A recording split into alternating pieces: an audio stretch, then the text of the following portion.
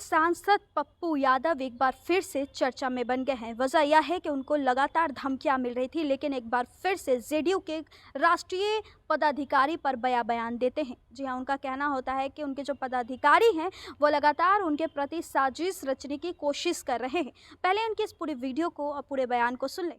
Airport Chunapur, जिसका सपना हम कभी शरद यादव जी के समय, अटल जी के पहले, अटल जी से लेके आज तक हमने प्लेन भी शुरू की थी, और 20 साल पप्पू यादव के वहां नहीं रहने से एमपी इन बातों को दबा दिया गया था। एक बार भी लोकसभा में ये चर्चा नहीं उठी, सदन में ये मामला नहीं उठा। एक बार भी 11 साल प्रधानमंत्री रहने के बावजूद भी कभी इस बात का जिक्र नहीं हुआ। एक बार अमित शाह जी ने तो यहां तक कह दिया था कि एयरपोर्ट शुरू हो गए, जबकि जमीन अधिग्रहण भी नहीं हुआ था। नीतीश कुमार जी 20 साल रहे, लेकिन कभी एक बार भी पूर्णिया जमीन के बारे में चर्चा तक नहीं। लेकिन मैंने 4 महीने के वादे किए थे कि 4 महीने मेरे लिए काफी होगा। मैंने कई वादे किए हैं।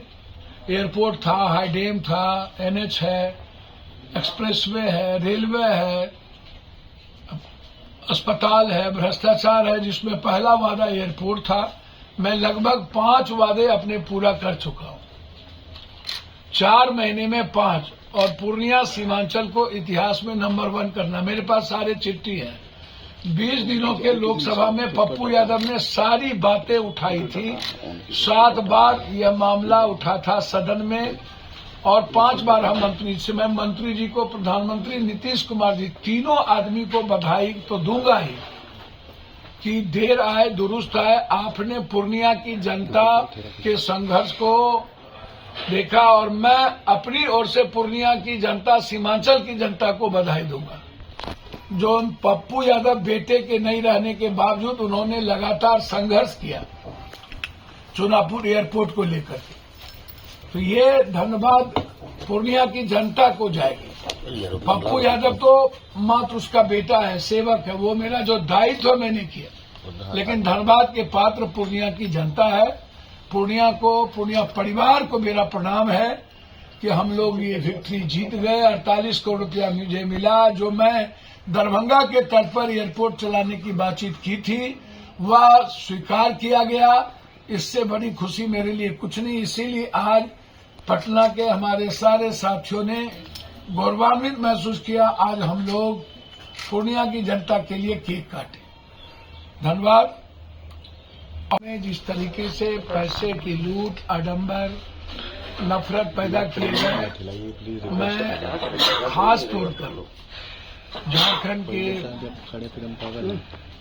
हर जाति की जनता को, जिन्होंने हेमंत सरकार पर दोबारा विश्वास किया, ये ऐतिहासिक क्षण है। आज तक झारखंड में दोबारा सरकार किसी की नहीं बनी,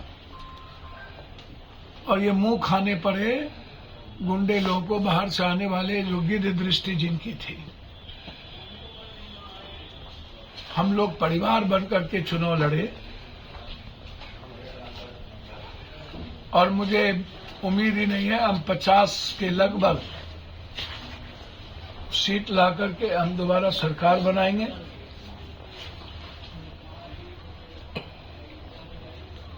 और हर कीमत पर जो वादे राहुल गांधी और हेमंत सोरेन जी ने किया है झारखंड को नंबर 1 बनाने का, वो संकल्प के साथ आगे बढ़ेगा।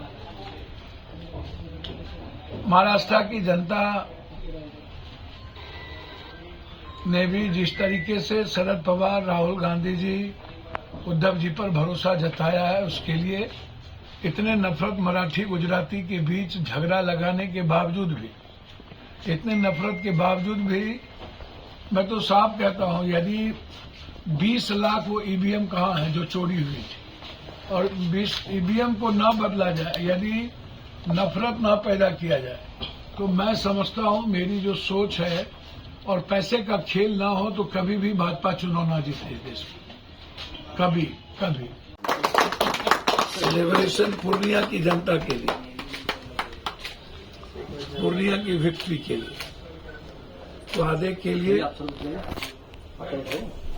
दोनों मिलकर नहीं, आपने एक टच कराते हुए आप सुन रहे थे पूर्णिया के सांसद पप्पू यादव को।